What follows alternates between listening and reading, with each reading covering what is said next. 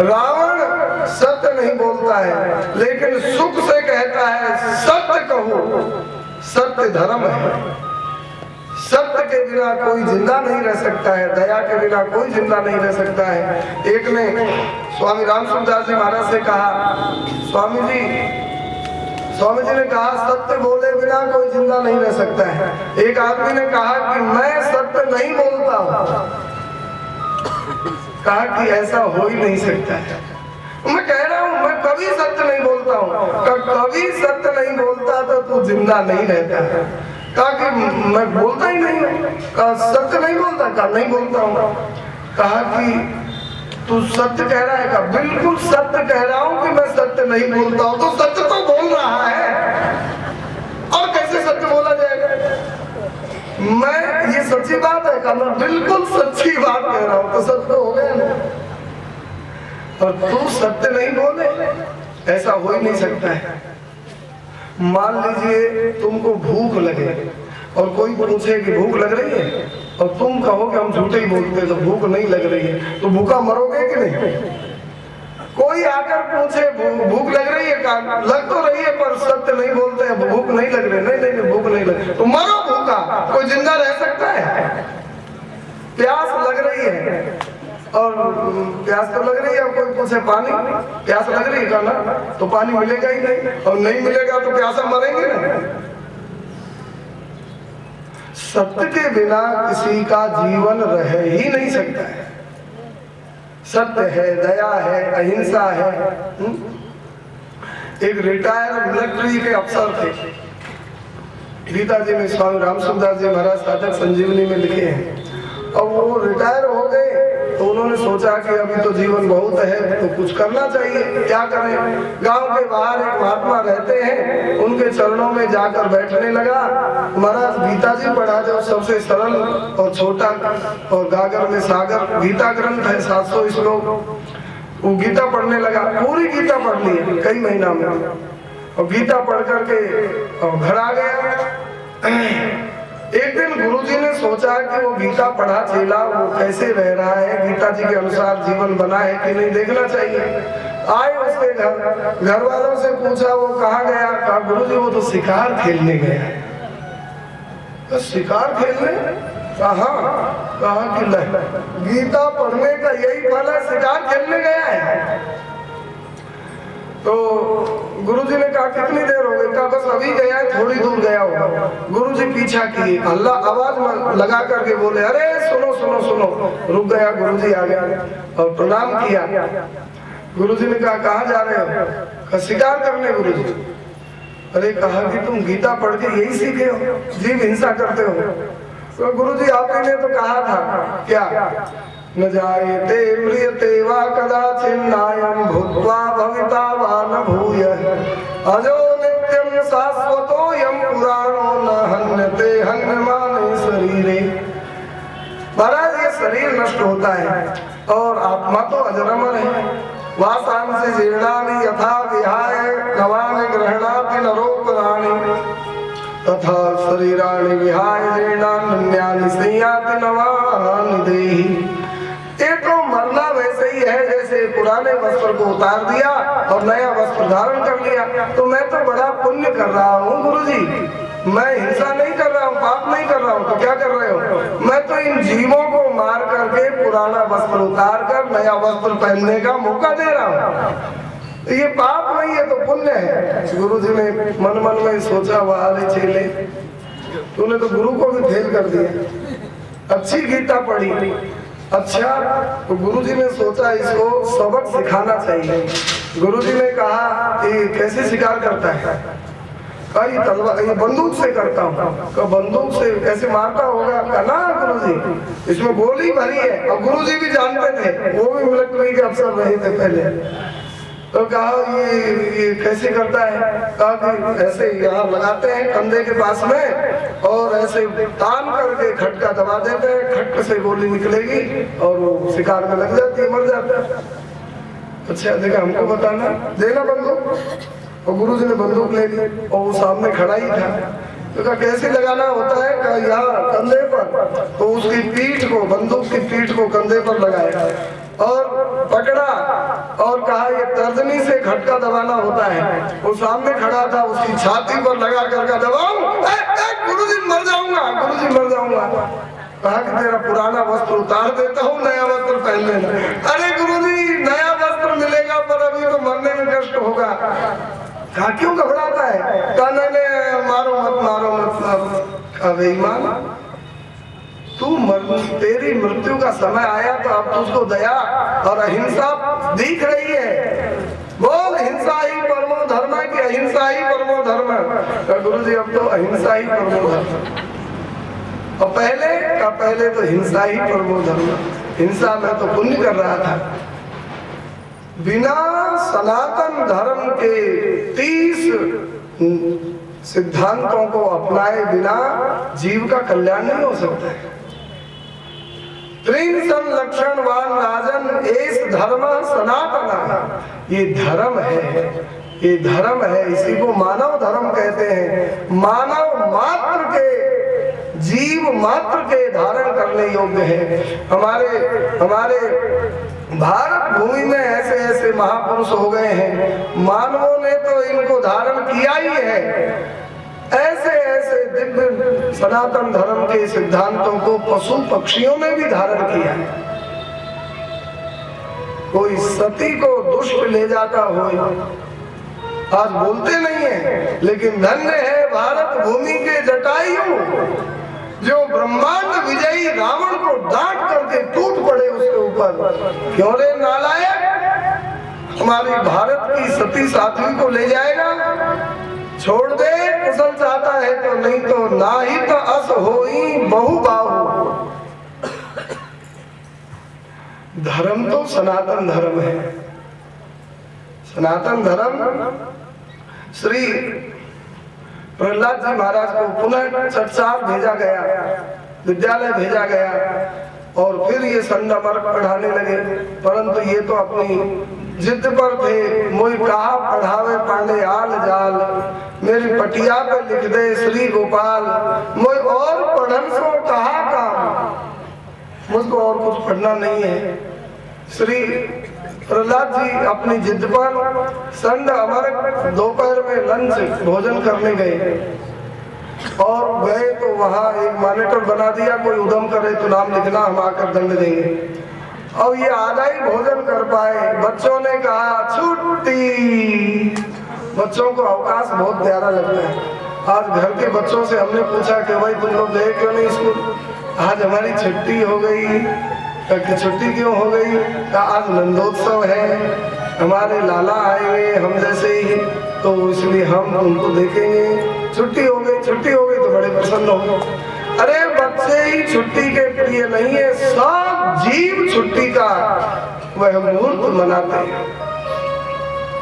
छुट्टी। प्रहलाद जी ने कहा छुट्टी, बच्चों कहाँ जा रहे हो? खेलेंगे। क्या खेलोगे? गोली खेलेंगे, कंचा खेलेंगे, गुल्ली डंडा खेलेंगे, खो खो खेलेंगे। और आजकल तो सब खेलों को मात कर दिया क्रिकेट ने। क्रिकेट का खेल ऐसा सबको माफ कर दिया है। बैडमिंटन क्या क्या सब तो महाराज खेलेंगे। प्रहलाद जी ने इतना सुंदर उपदेश दिया है, बड़ा सुंदर। सब बच्चों को बुलाया, इधर आओ, मैं खेल जैसा खेलूं वैसा खेलो। देखो भैया, यह मानव जीवन खेल करके गवा देने के लिए नहीं भगवान ने दिया है। कौमार आचरे प्राज्ञो धर्मान भागवतान्निह दुर्लभम मानुषम जन्म तदप्य ध्रुवमर्फदम। यह मानव जीवन केवल भजन के लिए भगवान ने दिया है। राधे राधे। ये मानव जीवन खेल कर गवा देने के लिए नहीं, यह केवल भजन के लिए मिला है। स्वामी श्री रामसुखदास जी महाराज बहुत सुंदर प्रमाणित बात कहते थे। ये मानव जीवन भगवान ने अनंत जन्मों की बिगड़ी उसको सुधारने के लिए मौका दिया है, भजन के लिए मौका दिया है भगवान ने। और इस मौके को जो चूक जाता है वह फिर पश्चाताप की भट्टी में गिर जाता है। इसलिए बच्चों भजन करो, बच्चों ने तर्क दिया भजन, अरे भजन का समय तो बुढ़ापा का है, अभी तो हम बालक हैं, खेलने खाने की कूदने की अवस्था है, खूब खेलेंगे। प्रहलाद जी ने कहा सुनो, तुम बूढ़े होगे कोई जरूरी है, पहले ही चल बसे तब भजन जैसा मुख्य काम रह गया तो बहुत बड़ी हानि होगी। और मान लीजिए बूढ़े भी हुए तो बुढ़ापे में भजन होगा? बूढ़ों से पूछो भजन कर रहे हैं क्या? रात दिन हाय हाय हाय हाय। जवान से भी ज्यादा वासना बूढ़े के हृदय में होती है। गोस्वामी तुलसीदास जी महाराज विनय पत्रिका में कहते हैं, शरीर तो वृद्ध हो गया लेकिन तृष्णा नौजवान होकर के हृदय में कूदती रहती है। तृष्णा तृष्णा तरंग बढ़ा गई, तृष्णा बहुत भयंकर होती है। श्री भर्तृहरि महाराज कहते हैं, कालो न यातो वयमेव याता, तृष्णान जीर्णा वयमेव जीर्णा, भोगान भुक्ता वयमेव भुक्ता। भोगों को हमने नहीं भोगा, भोगों ने हमको भोग लिया है, हम ही भोग गए। तृष्णा बूढ़ी नहीं हुई, हम ही बूढ़े हो गए। समय नहीं गया, हम ही चले गए, हम ही चले जा रहे हैं। इसलिए प्रहलाद जी ने बड़ा सुंदर उपदेश दिया। बच्चों ने कहा, प्रहलाद तुम तो कहते बड़े अच्छे हो, हम भले तर्क करें पर तुम जो सिद्धांत बोलते हो बड़ा अच्छा, पर एक और हमारे हृदय में संदेह है। क्या? कहा कि हम बचपन में पढ़ेंगे लिखेंगे नहीं और मूर्ख रह जाएंगे तो खाएंगे कमाएंगे कैसे? नौकरी नहीं लगेगी, कोई पूछेगा नहीं, मूर्ख को कौन अपनाएगा? तो हम तो भैया पढ़ेंगे। प्रहलाद जी ने कहा, तो पढ़ करके तुम क्या कलेक्टर होना चाहते हो? और हो भी जाओगे तो हमारे पिता जैसे चांडाल खोपड़ी के राज्य में तुम सुखी हो जाओगे? न जाने कब इसका माथा घूम जाएगा और तुम्हारे गले पर भी तलवार चल सकती है। तो अच्छा, और एक बात प्रहलाद जी ने बड़ा सुंदर कहा, सुख मैन्द्रियकम दैत्या दे योगेन देहिनाम सर्वत्र लभ्यते दैवात् यथा दुःखमयत्नतः। बच्चों ने कहा, हम विद्या पढ़कर के विद्वान होंगे तो जीवन में सुखी हो जाएंगे, धन प्राप्त होगा। विद्या ददाति विनयम विनयात् याति पात्रताम, पात्रत्वात् धनमाप्नोति धनात् धर्म तथा सुखम। पहले विद्या है। प्रहलाद जी ने कहा, तो विद्या पा करके तुम सुखी हो जाओगे क्या? कहा तो हो जाएंगे। कहा कि मैं कहता हूँ, तुम कभी दुखी हुए? देखो 5 साल के छोटे से प्रहलाद की दिव्य विलक्षण बुद्धि। तुमको कोई दुख आया जीवन में? एक बच्चे ने कहा, कल हमारा सिर दुखने लग गया था। एक ने कहा, मैं गिर पड़ा, घुटना टूट गया, चोट लग गई। एक ने कहा, हमको परसों बुखार आ गया, डेंगू बुखार की, पाँव तोड़ा बुखार। कोई कहने लगा हमको जुकाम हो गई, कोई कहने लगा क्या। अब प्रहलाद जी ने पूछा, ये बताओ, तुमने इन दुखों को बुलाने के लिए कोई प्रयास किया था? सब हंस पड़े। अरे प्रहलाद तू कितना भोला है, अरे दुखों को बुलाने के लिए कहीं प्रयास होते हैं क्या? तो कहा बिना ही प्रयास के आ गए? कहा हाँ जी, बिना ही प्रयास के, बिना ही बुलाए ये दुख आ गए। तो कहा क्यों आ गए? हमको क्या पता क्यों आ गए? हम तो नहीं चाहते थे पाँव टूटे, हम तो नहीं चाहते थे सिर दुखे, हम तो नहीं चाहते थे बुखार आवे, और आ गए। क्यों आ गया? तो हमको क्या पता क्यों आ गए? तो मैं बताऊं? बताओ। इसलिए आ गया, तुमने किसी का पाँव तोड़ा होगा और वही पाप प्रारब्ध बन करके तुम्हारा पाँव तोड़ दिया। तुम दुखी क्यों हुए? का तुमने किसी को दुखी किया होगा, वही प्रारब्ध बन के कर्म तुमको दुखी कर दिया। तो अपना ही किया हुआ पाप और प्रारब्ध बन करके दुख देता है, नहीं चाहने पर भी दुख आता है। तो ऐसे ही तुमने कुछ पुण्य किया होगा तो नहीं चाहने पर भी सुख आएगा कि नहीं? बताओ। ऐसे ऐसे मूर्ख बिना पढ़े लिखे और करोड़पति अरबपति हैं संसार में, देखो। और अच्छे अच्छे विद्वान पढ़े लिखे बेचारे गलियों में डोल रहे हैं। आज भी पढ़े लिखे कितने बेरोजगार डोल रहे हैं, अच्छे योग्य और नालायक अयोग्य कुर्सियों पर बैठे हैं। ये क्या कारण है? कहा कि सुख महेंद्रिय कम दैत्या देह योगेन देहिना सर्वत्र लभ्यते दैवाद्यथा दुःखमयत्नतः। अगर भाग्य में सुख होगा तो अवश्य मिलेगा, चाहे पढ़ो और चाहे नहीं पढ़ो। और दुख जैसे बिना बुलाए मिलता है ऐसे ही सुख भी मिलेगा। तो फिर हम क्या करें? कहा जो काम करने से होगा वही करें, जो काम करने से होगा ही नहीं उधर परिश्रम बेकार में करें, इससे क्या होगा? देखो दुख आना होगा तो आएगा, हम कितना ही प्रयास करें दुख को हटाने का वो हटेगा नहीं। सुख भी आना होगा, हमारे भाग्य में है तो आएगा। हमारे शत्रु कितना ही एड़ी से चोटी तक जोर लगा दे, हमको सुखी होना है तो होएंगे, कोई हमारे सुख को छीन नहीं सकता है।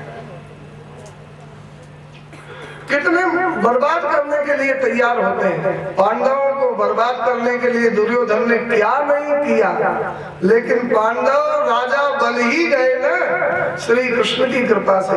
कैसे बने? श्री कृष्ण का आश्रय लिया तब बने। प्रहलाद ने कहा इसी तरह से हम भगवान का भजन करें। सुख दुख तो आना होगा, आएगा, परंतु हम भगवान के चरणों को पकड़े रहेंगे तो हमारा कल्याण होगा। इसलिए कीर्तन करो भैया, प्रेम से कीर्तन करो। हरे राम राम राम हरे हरे, हरे राम राम राम हरे हरे, हरे कृष्णा कृष्णा कृष्णा हरे हरे, हरे कृष्णा कृष्णा कृष्णा हरे हरे, हरे राम राम राम हरे हरे, हरे राम राम हरे हरे, हरे कृष्णा कृष्णा कृष्णा हरे हरे, हरे कृष्णा कृष्णा हरे हरे। संत और अमर भोजन कर रहे थे, उनके कान में आवाज गई, अरे ये विद्यालय है कि संकीर्तन भवन बना दिया इसने। आधा भोजन छोड़ करके दौड़े आए, देखा बच्चे कूद कूद करके कीर्तन कर रहे थे, टेबल पर बैठ भट्टार रहे थे। संत और अमर शांत हो जाओ, चुप हो जाओ, मार लगाएंगे, कोई चुप होने को तैयार नहीं। संत अमर दोनों घबराए कि ये हिरण्यकशिपु हमको मारेगा। मूर्खो, मुझसे वेतन लेते हो और मेरे शत्रु की पढ़ाई पढ़ाते हो। दौड़ करके आए और हिरण्यकशिपु से बोले कि राजन, तुम्हारा बेटा बिगड़ा सो बिगड़ा, सारे विद्यार्थियों को बिगाड़ दिया। बाबा श्री मथुरा दास जी महाराज भक्तमाली जी कहते कि जिस विद्यालय में प्रहलाद पढ़ते थे उस विद्यालय में 72,000 असुर बालक पढ़ते थे, अर्थात 72,000 असुर बालकों को प्रहलाद ने प्रहलाद ही बना दिया। पारस और संत में अंतर इतो सुजान, वह लोहा सोना करे और ये करे आप समान। प्रहलाद जी ने अपने ही समान सब बच्चों को प्रेमी बना दिया। चला है नाम पर तेरे प्रभु जी तेरा दीवाना, चला है नाम पर तेरे प्रभु जी तेरा दीवाना। बचा कर हर मुसीबत से हमें मंजिल तक पहुंचाना, बचा कर हर मुसीबत से हमें मंजिल तक पहुंचाना। सब बालक कह रहे थे मुसीबत से बचाना, हे परमात्मा। प्रहलाद जी ने कहा कि अरे तुम लोग घबराते क्यों हो? हमें चिंता नहीं उसकी, उसे चिंता हमारी है। हमें चिंता नहीं उसकी, हमें चिंता हमारी है। हम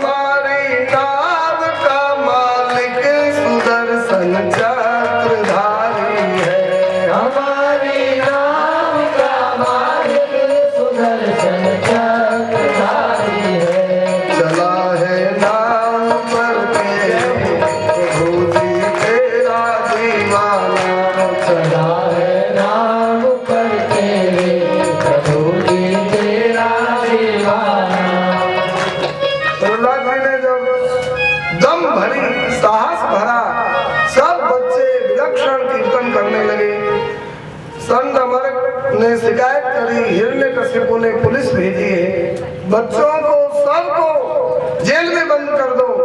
अब वो पुलिस के भी तो आदमी थे, काट के उल्लू थोड़े ही थे, वो आदमी बेचारे। और जादू वह जो सिर चढ़ बोले, प्रहलाद जी का वह प्रेम का ऐसा प्रभाव असर, ईंट ईंट राम राम बोलने लगी। और वो पुलिस के सिपाही गए, वो सब भी अस्त्र शस्त्र एक तरफ रख करके हरि बोल, हरि बोल, हरि हरि हरि हरि बोलने लगे। अब तो महाराज हिरण्यकशिपु ने सोचा कि ये पुलिस भी वहीं और लग गए और कोई मेरी आज्ञा का पालन नहीं कर रहा है। भक्तमाल जी में एक कथा आती है, नामदेव जी का नाम सुना होगा आपने। अब नामदेव जी की एक दासी थी जिसका नाम जनाबाई थी। कलयुग में श्री प्रहलाद ही दो रूप से अवतार लिए हैं, एक कबीर जी और एक नामदेव जी। एक कबीर जी और नामदेव जी प्रहलाद जी के अवतार हैं। तो नामदेव जी महाराष्ट्र में पंढरपुर में और कबीर जी काशी में। कबीर जी ने सुना कि नामदेव बड़े भारी नाम जापक हैं, भगवान के प्रेमी हैं, उनकी छान भगवान बनाने आते हैं और उनके यहाँ भगवान चाकी भी पीसते हैं, उनके यहाँ बड़े बड़े काम होते हैं, तो ऐसे नामदेव से मिलना चाहिए। कबीर जी काशी से चल करके महाराष्ट्र पंढरपुर जा रहे हैं। पंढरपुर धाम के बाहर दो माताएं झगड़ा कर रही थी और झगड़ा का कारण था कंडा, छाना अपने यहाँ बोले गोबर, गाय के गोबर के कंडा। तो वो एक स्त्री कहती थी तू चोटी है, तूने मेरे कंडा चुरा लिए, और दूसरी कहती थी नहीं तूने मेरे कंडा चुरा लिए, छाना ले लिए। अब कबीर जी दूर से देख रहे थे, ये कंडा कौन दुर्लभ वस्तु है, परंतु ये दोनों माताएं इतना जोर से झगड़ रही हैं। अब एक समझदार स्त्री भक्त उसने उस दूसरी स्त्री से कहा तू छोटी है, तूने मेरे कंडा लिए हैं और नहीं विश्वास होता है, बाबा से न्याय करवा ले। कबीर जी के पास दोनों आई और कहा महाराज जी आप संत हैं, आप हमारा फैसला कर दीजिए। कबीर जी ने कहा झगड़ा बताओ पहले। कहा झगड़ा यही है, इसने मेरे कंडा ले ली। और वो दोनों अगल बगल में कंडा अपने अपने जगह में थापती थी। तो अब कहा इसने कंडा ले लिए, वो कहती थी इसने ले ली। अब कबीर जी ने सोचा झगड़ा बड़ा विचित्र है, फैसला तो मैं कैसे कर सकता हूँ। अब कंडा तो कंडा, अब इसके कंडा और इसके कंडा कैसे पहचाना जाए। तो कबीर जी ने कहा माता जी मैं कैसे क्या बताऊं। कहा फैसला करो, मेरे कंडा इसके ढेर में है। तो कहा कि तेरे कंडा कैसे है। तो उस माता ने एक कंडा लेकर के कबीर जी के कान के पास में लगाया। कहा देखो मेरे कंडे की पहचान, इसमें से जय हरि विठ्ठल पांडुरंग ऐसा स्वर निकल रहा है, कंडों में से कीर्तन चल रहा था। मेरे कंडे हैं वो जिनमें से कीर्तन निकल रहा है। अब तो कबीर जी गदगद हो गए। आज हम ये टेप रिकॉर्डर, इसमें मशीन होती है, कोई पुर्जा खराब हो जाए तो वह बंद हो जाता है, कीर्तन नहीं कर सकेगा। परंतु ये माता इसने जड़ कंडे में से कीर्तन करवा दिया। अब उससे पूछा कबीर जी ने माता जी आप कौन हैं। कहा कि मैं श्री नामदेव जी की दासी हूँ, उनके यहाँ सेवा करती हूँ, मेरा नाम जनाबाई है। कबीर जी गदगद हो गए और वहीं से नामदेव जी को साष्टांग प्रणाम किया। मिल गया नामदेव का पता। जब उनकी दासी का ये हाल है तो इनके स्वामी कैसे होंगे। बोलिए नामदेव जी महाराज की। कबीर जी ने वह दूसरी स्त्री के ढेर वाले कंडाओं को देखा तो उसमें 5-7 कंडे उसने इनके चुरा लिए, जनाबाई के। अब वो सारे कंडे कुछ तो उसके भी थे और कुछ इसके चुराए, लेकिन अब तो कबीर जी ने सब कंडाओं को कान से लगा लगा कर सुना तो सारे कंडा कीर्तन कर रहे थे। क्यों? सारे कंडा इसके नहीं थे, परंतु जो कंडा जनाबाई के कंडा के संपर्क में आ गया उसमें से भी भगवान नाम निकलने लग गए। और ये कपोल कल्पना नहीं है, सत्य कथाएं हैं। जब कंडा में से हरिनाम निकलने लग जाता है तो श्री प्रहलाद के सारे सखा हरिनाम बोले, इसमें कौन आश्चर्य है? हरि बोल हरि बोल हरि हरि बोल हरि बोल हरि बोल हरि हरि बोल मुकुंद माधव गोविंद बोल मुकुंद माधव गोविंद बोल। अब तो हिरण्यकशिपु ने दूसरी पुलिस भेजी, उसके सिपाही भी कीर्तन करने लग गए। मिलिट्री पुलिस भेजी, वह भी सब कीर्तन के सदस्य बन गए। हिरण्यकशिपु ने सोचा कीर्तन बढ़ता ही जा रहा है, भीड़ भाड़ और ज्यादा हो रही है, मैं उस छोकरे प्रहलाद का सर धड़ से अलग कर दूंगा। तलवार लेकर खुद चला है और कीर्तन की दिव्य ध्वनि जब कान में पड़ी तो बाबा श्री भक्तमाली श्री मथुरादास जी महाराज कहते थे हिरण्यकशिपु के भी पांव थिरकने लगे। हिरण्यकशिपु की भी इच्छा हुई कि आहा इतना मधुर कीर्तन, और ये रोकने लायक है ना, हमारी भी इच्छा हो रही है नाच करके कीर्तन करें। लेकिन मन में विचार किया कि यदि मैं कीर्तन करूंगा तो पाठ बिगड़ जाएगा। राधे राधे। पाठ बिगड़ जाएगा। ये भगवान का पार्षद है जय और विजय, तो इसको पाठ दिया है भगवान ने खलनायक का। यदि ये असुर का पाठ छोड़ करके और कीर्तन करेगा तो भगवान नाराज हो जाएंगे। देखो भगवान कीर्तन से प्रसन्न होते हैं, लेकिन अपनी ड्यूटी पर न जावे तो कीर्तन से नाराज भी हो जाएंगे। इनको भजन की जरूरत क्या है? ये तो भगवान के अपनाए हुए परिकर हैं। इनको तो जो भगवान ने आदेश दिया उसका पालन करना ही भजन है। जय जय श्री वही रास्ते से ही लौट आए और होने दो कीर्तन जब तक होगा। अपने हाथ बंद हुआ तब हुआ। प्रहलाद जी महाराज की बड़ी भारी कीर्ति फैल गई। संग और अमर प्रहलाद को लाए। राजा हिरण्यकशिपु से कहा, राजन ये तुम्हारा बालक ये तो हमारी बुद्धि भी फेल कर दिया, अब तुम जानो ये जाने।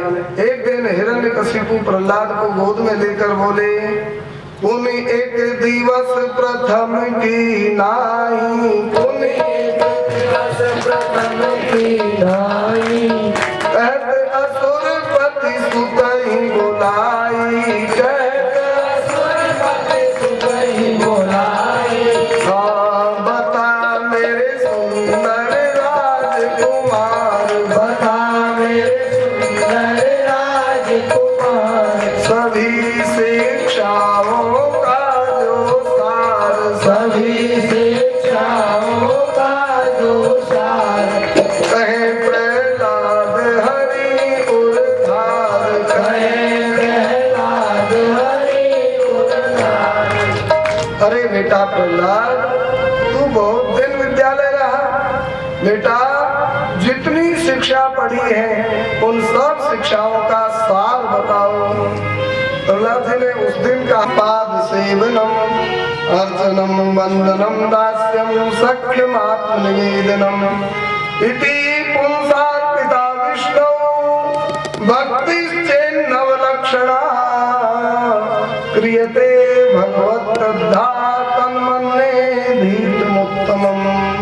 हे पिताजी, मैं सबसे उत्तम शिक्षा उसी को मानता हूँ हरि की नवधा भक्ति में लगे वही विद्वान, और भक्ति रहित विद्वान भी लागे मृतक समान।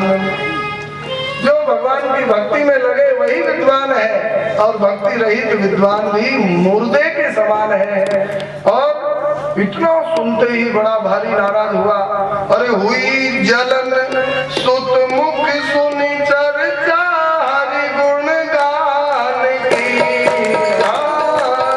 हुई जलन सुत मुख सुनी चर्चा हरि गुण गान की।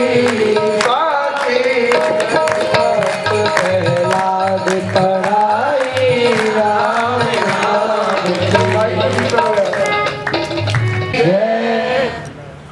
बड़ा नाराज हुआ, बालक को फेंक दिया और प्रहलाद जी को कुछ नहीं हुआ। इसके बाद में बड़े बड़े उपाय करने लगा। अब तो इसको निश्चय हो गया इस बालक को मारे बिना काम नहीं चलेगा। देखो असुरों को चिंता होती है बाल वध की, बालक नहीं मर रहा है। हिरण्यकशिपु को असुर है, आदि असुर, सृष्टि का सबसे पहला असुर है, तो उसको चिंता है बालक प्रहलाद नहीं मर रहा है, तो बालक राम लक्ष्मण नहीं मरने में आ रहे हैं। उसके बाद का असुर है कंस, उसको चिंता है कृष्ण बलराम बालक नहीं मरने में आ रहे हैं। और आजकल के असुरों को चिंता है पहला बच्चा अभी नहीं, जल्दी नहीं, दूसरा बच्चा अभी नहीं, तीसरा बच्चा कभी नहीं, और पैदा हो जाए तो चबा जाओ पूतना की तरह। बताओ यह शिक्षा यदि देवकी माता मान लेती तो श्री कृष्ण 8वें नंबर के हमको मिलते। ऑपरेशन करा लो 2 के बाद में, कृष्ण कहां से आते? भगवान परशुराम 8वें नंबर के हैं, परशुराम जी कहां से आते? यदि रेणुका देवी ऑपरेशन करा लेती तो। बच्चा नहीं चाहिए, संयम करो। ऑपरेशन और गर्भपात सबसे बड़ा पाप है, इसका कोई प्रायश्चित नहीं। गर्भपात जो स्त्री कराती है उस मर जाए वह और उसकी नारायण बलि करे उसको पाप लगे। उसके उद्धार के लिए कोई कर्म कांड करे वह पंडित नरक में जाए और जो कराने वाला वह भी नरक में जाए। जो सलाह देवे, गीता प्रेस के संस्थापक श्री जयदयाल गोविंद जी महाराज महापुरुष थे। स्वामी राम सुखदास जी महाराज के मुख से हमने सुना है, उनको बेटा नहीं था तो उनकी पत्नी ने कलेश कर दिया, हमको पुत्र चाहिए। इन्होंने कहा तुमको भाग्य में है ही नहीं, मैं क्या करूं? कहा नहीं तो दूसरा ब्याह करो। का दूसरे ब्याह का हमारे पास समय नहीं, हमको जो काम करना है वह करना है, ब्याह ही करते रहेंगे जीवन भर। तो कहा कि फिर हमको बेटा चाहिए। का बेटा तो तुम्हारे भाग्य में नहीं है। का क्यों नहीं है? का इसलिए नहीं है, ध्यान लगाकर देखा, इसलिए नहीं है कि तुमने पूर्व जन्म में अपनी सहेली को गर्भपात कराने की सलाह दी थी। अभी नहीं, 7 जन्म तक तुमको पुत्र सुख नहीं है। आजकल पति भी है, पत्नी भी है, बेटा नहीं होते हैं तो दुखी भी होते हैं और फिर क्या करते हैं? गोद ले लेते। भगवान की आंख में धूल झोंक करके सुख चाहते हैं। ये धूल ही झोंकना है। बेटा सुख नहीं है, तुम्हारे बेटा नहीं हो रहा है, पुत्र सुख नहीं है क्योंकि कोई पाप है। तो क्या करें? का पुत्र गोद लोगे तो गोद वाला न्याल नहीं करेगा, वह दुख देगा, संपत्ति तो ले लेगा परंतु तुमको सुखी नहीं करेगा। तो क्या करें? का संपत्ति को भगवान के चरणों में अर्पित करके भजन करो, कल्याण हो जाएगा। और नहीं तो भगवान की आंख में धूल मत झोंको। झोंक ही नहीं सकते हो, अपने ही दुखी होंगे। पूत है तो भजन करना है, नहीं है तो भजन करना है? हमने देखा है कईयों को, प्रसंग दूसरा चल गया परंतु कभी कभी ऐसी बातें निकल जाती हैं भाग्य से।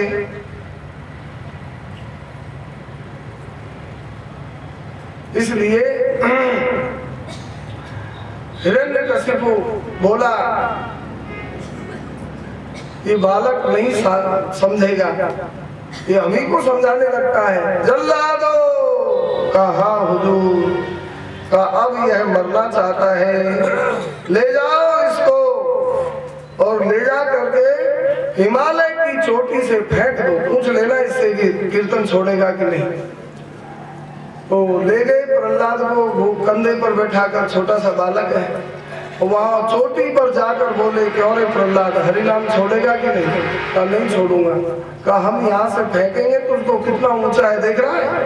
कहा कि तुम फेंको, क्यों फेंकोगे? कहा राजा की आज्ञा है। कहा कि फेंकोगे तो फेंक दो। कहा मर जाएगा? कहा कि जो कुछ होगा होगा, नाम तो नहीं छोड़ूंगा। कहा कि तेरी कोई अंतिम इच्छा है? कहा मैं मांगूंगा, दोगे? कहा मेरे पास, हम लोगों के पास यहाँ पर हो ऐसी वस्तु मांग, हम देंगे, अंतिम इच्छा पूरी करेंगे। तो कहा आपके पास है, आप दे सकते हो, ईमानदारी से देना चाहो तो दे सकते हो, ऐसी वस्तु मैं मांगूंगा। कहा क्या मांगता है? मांग। तो कहा मेरे साथ थोड़ी देर कीर्तन कर लो, श्री राम जय राम जय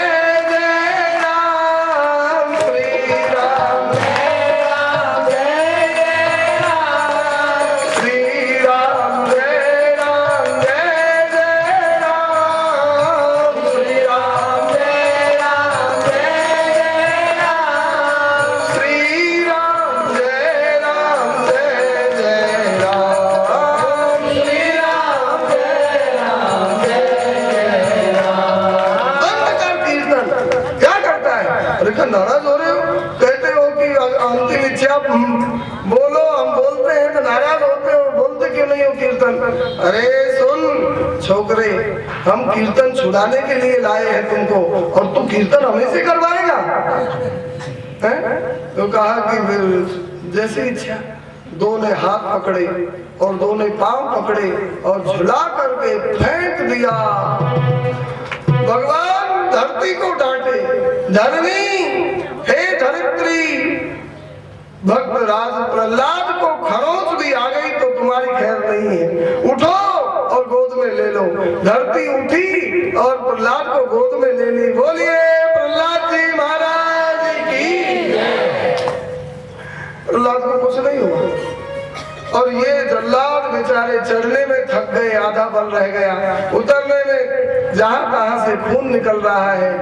और प्रहलाद को देखा कि ये कीर्तन कर रहा है, हिरण्यकशिपु बड़ा नाराज हुआ, ये मारने के लिए भेजा। जल्लादों ने बड़े नमक हरामी करी है, बालक को मारा नहीं, बुलाया जल्लादों को, मेरे सामने आओ। जल्लादों से कहा क्यों रे नमक हरामो, तुम मेरी आज्ञा का उल्लंघन किए? कहा नहीं महाराज, आज्ञा का पालन किया। मैंने क्या आज्ञा दी थी? का बालक को मारने की। का मार दिया हमने महाराज, हिमालय से फेंक दिया, मर गया हुआ। अरे मर गया, वो कीर्तन कौन कर रहा है? बोलिए प्रहलाद जी महाराज की। वो कीर्तन कौन कर रहा है? अब ये आँख फाड़ के देखें कि ये प्रहलाद है कि रबड़ है, खींचते हैं बढ़ जाता है, फिर जो कहते हो जाता है, मारते हैं लेकिन मरता नहीं है। हिरण्यकशिपु बड़ा आश्चर्य किया कि देखो कमाल, क्या कमाल, तपस्या करी मैंने, अमर होना चाहता था मैं, और हो गया ये प्रहलाद अमर। ब्रह्मा जी से अमरता का वरदान मांगना चाहता था मैं, और ये बालक मरता नहीं, अमर हो गया। इसने कौन तप किया था? बड़ी विचित्र बात। हिरण्यकशिपु बड़ा नाराज होता था। दूसरा, जल्लादों को बुलाया, अब की बार तुमने जो गलती करी हमने क्षमा किया, लेकिन अब जाओ इसको खोलते तेल में फेंक दो।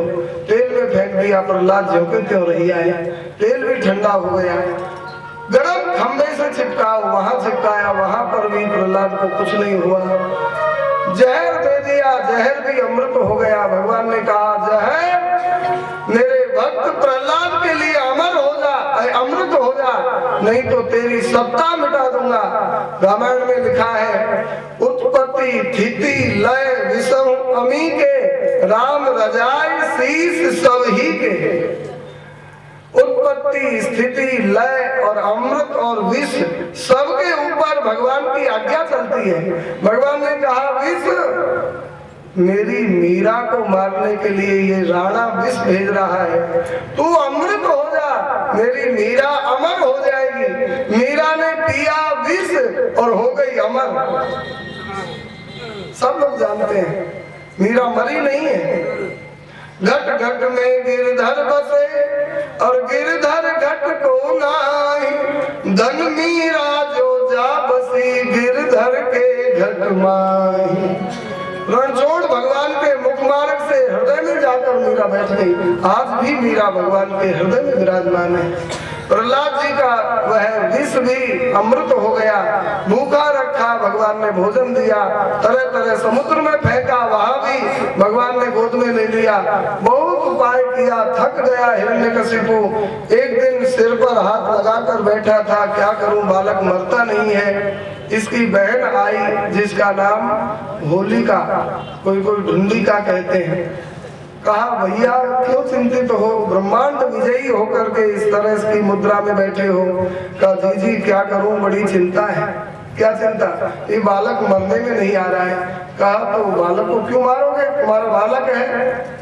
कहा कि पर जी ये बालक नहीं है, ये फोड़ा है, इसको चीरा लगाए बिना सुखी नहीं होऊंगा। तो कहा मार दो। तो मारने के बहुत उपाय किए, मरता नहीं। तो कहा तो ये जिम्मेवारी मेरी छोड़ो, छोटी सी सेवा मैं कर दूंगी। तू मार देगी? तो मार दूंगी। तो कैसे मारेगी? मैं आग में लेकर बैठ जाऊंगी, ये जल जाएगा। कहा जी तू भी तो जल जाएगी। कहा मैं नहीं जलूंगी। तू कैसे बचेगी? कहा मुझको अग्नि की चूनर प्राप्त है, चूनर ओढ़ के बैठ जाऊंगी और इसको फेंक दूंगी चिता में, ये जल जाएगा, मैं बच जाऊंगी। बहन इसने कहा तो जी जल्दी करो, जिंदा रहने से पेट भर गया है तो जल्दी करो। अब चिता लगाई महाराज गांव के बाहर, बहुत बड़ी चिता। रहीम जी महाराज बड़ा सुंदर व्यंग करते हैं। चोरी कर होली रची जरतन लागी बार। वह चिता ईमानदारी की लकड़ी से नहीं थी। किसी की भी, हिरण्यकशिपु ने आज्ञा दे दी, किसी की भी कहीं भी कुछ भी वस्तु मिले ला करके यहाँ गाड़ दो, डालो। तो किसी का लकड़, किसी की छान, किसी का घर का खम्भ, किसी का जो कुछ भी मिला, और वहाँ कोई है नहीं जिम्मेवार व्यक्ति, उसको ला करके रख दिया। आज भी ऐसे ही होली को रखते हैं, जहाँ कहीं से भी कोई भी लकड़ और पेड़ और कुछ भी काट लाएंगे, क्योंकि और कोई मना करे तो कहते होली के लिए ले जा रहे हैं। तो होली के लिए ले जा रहे हैं तो कोई एहसान कर रहा है? कहा हाँ एहसान हो रहा है। क्या? अरे राक्षसी जलेगी, सब जगत का कल्याण होगा। बोलिए प्रहलाद महाराज की। तो लगाई चिता, और चिता लगा करके होलिका बैठ गई भतीजे को गोद में लेकर। बुआ जी, ऐसी बुआ जियों से सावधान रहना चाहिए, भगवान बचावे ऐसी बुआओं से। बुआ जी भतीजे को लेकर गोद में बैठ गई चिता में, और हिरण्यकशिपु ने आग लगाई। और कहने वालों ने कहा, कबीर जी ने कहा, हाड़ जले जस लाकड़ी और केस जले जैसे घास, सोने जैसी बुआ जी जल गई, कोई न आयो पास। सियावर रामचंद्र की। बुआ जी की हड्डी भी राख हो गई, फूल उठाने की भी जरूरत नहीं है। और भक्तराज प्रहलाद अंगारों पर ऐसे खेल रहे हैं जैसे हजारा के फूलों के ढेर पर खेल रहे हैं। प्रहलाद का बाल भी नहीं जला और होलिका की हड्डी भी नहीं बची। किस अग्नि में होलिका जली? का ये अग्नि से तो बचने की चूनर मिली हुई थी, फिर कौन अग्नि में जली? कहा कि वही अग्नि में जली जिसमें लंका जली। साधु अवज्ञा कर फल ऐसा, साधु अवज्ञा कर फल ऐसा, जरई नगर अनाथ कर जैसा, जरई नगर अनाथ कर जैसा। भक्तराज प्रहलाद का विरोध करने वाली अग्नि में यह जल गई, भगवान राम की क्रोध अग्नि में जल गई। जो अपराध भगत कर करई, राम रोष पावक सो जलई। जल गई, मर गई, जल भी गई, मर भी गई।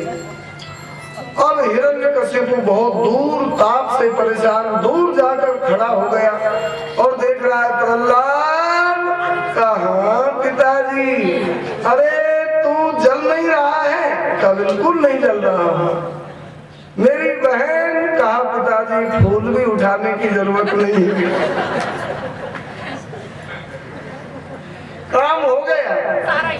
हाँ, काम हो गया। तो कहा कि और तू? कहा मैं तो आनंद से हूँ। कहा कि अग्नि में तू जल क्यों नहीं रहा है? कहा इसलिए। कोई मंत्र जानता है? कहा पिताजी बहुत सुंदर मंत्र है, आग से बचने का, ताप से बचने का। कितना बड़ा मंत्र है? कहा है तो छोटा सा, 2 ही अक्षर का। कौन सा मंत्र, प्रभाव इतना बड़ा, हमको बताना।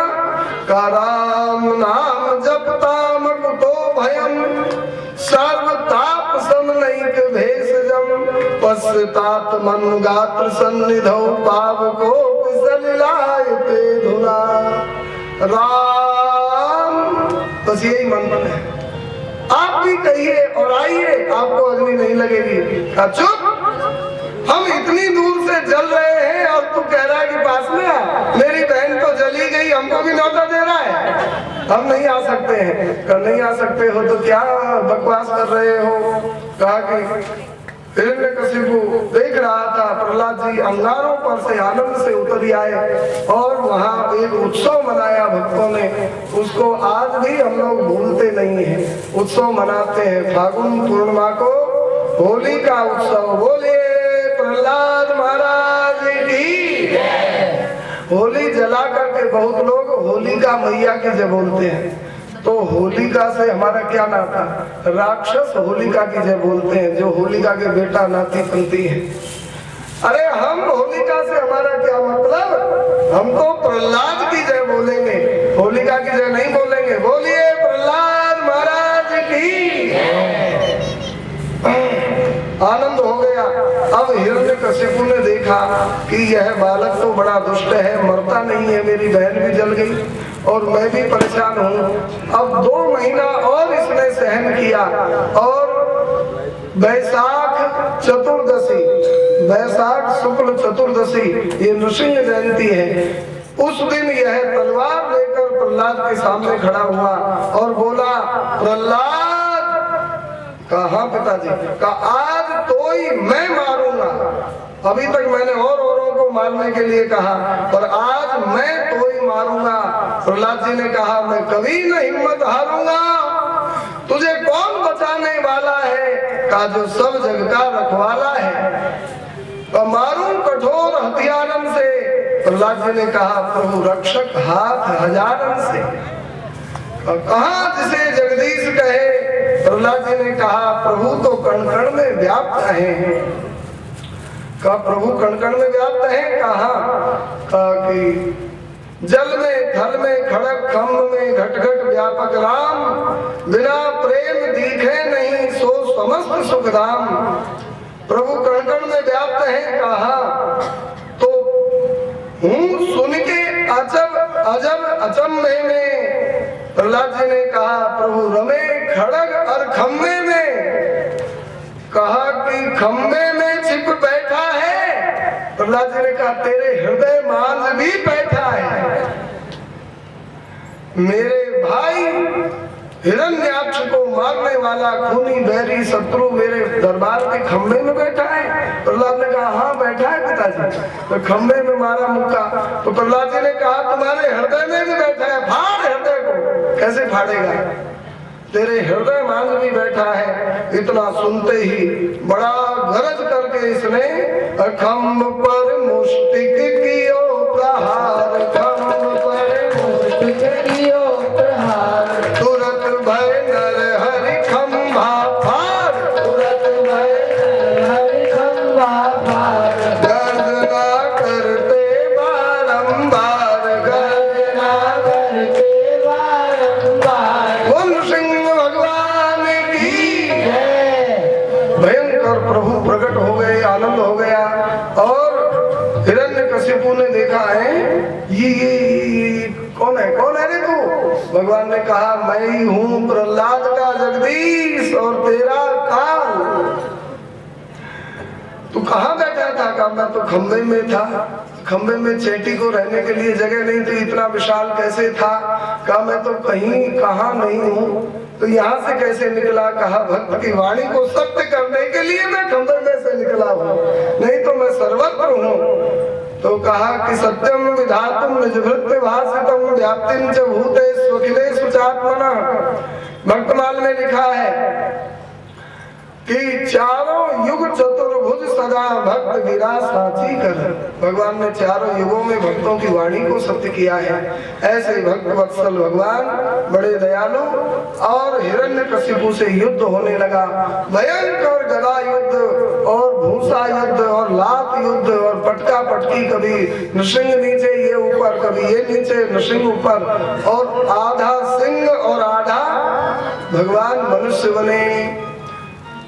ऐसा क्यों बने?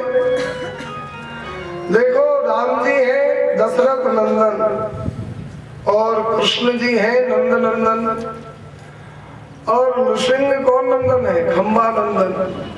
खम्बा में से प्रकट हुए ना, बोलिए खम्बा नंदन भगवान की। भगवान नीचे से मनुष्य और ऊपर से सिंह। एक महात्मा कहते हैं कि ये कलमी होते हैं ना, पेड़ पौधा, नीचे से कोई पौधा और ऊपर से कोई दूसरे पौधा की कलम लगा दे तो तीसरा ही फूल खिलता है। बोलिए कलमी भगवान की। नीचे से कुछ और ऊपर से कुछ, ऐसी बढ़िया कलम लगाई सिंह की। ऐसा क्यों किया? ऐसा इसलिए किया कि ब्रह्मा जी से इसने वरदान मांगा था, न मनुष्य से मरूं और न पशु से मरूं। तो आधे मनुष्य आधे पशु। भगवान के पास एक से एक हथकंडे हैं जीव को साधने के लिए। कौन बुद्धिमान होगा भगवान से ज्यादा? और ऐसा जीव ब्रह्मा जी की सृष्टि में है ही नहीं। इसने मांगा था तुम्हारी सृष्टि के किसी भी जीव से नहीं मरूं। बताओ ऐसा जीव है ब्रह्मा जी की सृष्टि में? तो विलक्षण शरीर धारण किया है। गर्जना करते हुए युद्ध हुआ। ब्रह्मा जी ने कहा हे प्रभु, आसुरी बेला संध्या काल आ गई है, जल्दी से इसको मार दो, हम घबरा रहे हैं प्रभु। भगवान ने कहा ब्रह्मा जी मुहूर्त बताना बड़ा सरल, और आकर दो दो हाथ करो तो पता चल जाए कैसा मुहूर्त है।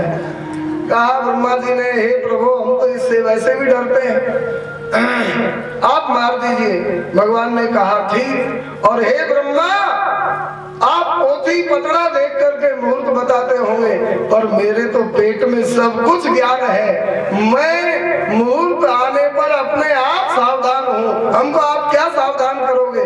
ब्रह्मा जी सिटपिटा गए। ब्रह्मा जी ने कहा प्रभु सावधान नहीं कर रहा हूँ, मैं घबरा रहा हूँ, इसलिए प्रार्थना कर रहा हूँ। बोलिए नृसिंह भगवान की।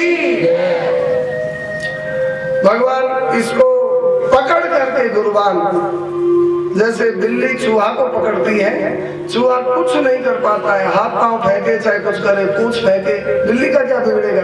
ऐसे ही भगवान इसकी गुरुबान पकड़े और एक पछाड़ा मारे कमर से और घसीट करके वहां ले आए जहां दरबार की ऊंची देहली है। उस पर भगवान ने लिटा लिया इसको गोद में, अपने जैसे कुर्सी पर बैठते हैं तो जंगाओं की गोद बन जाती है। भगवान ने इधर लिटा लिया और बड़े बड़े पहने पहने नाखून इसके पेट में धसा दिए। अभी खींचे नहीं है, केवल धसाए हैं। और यह चिल्लाया करके जोर से।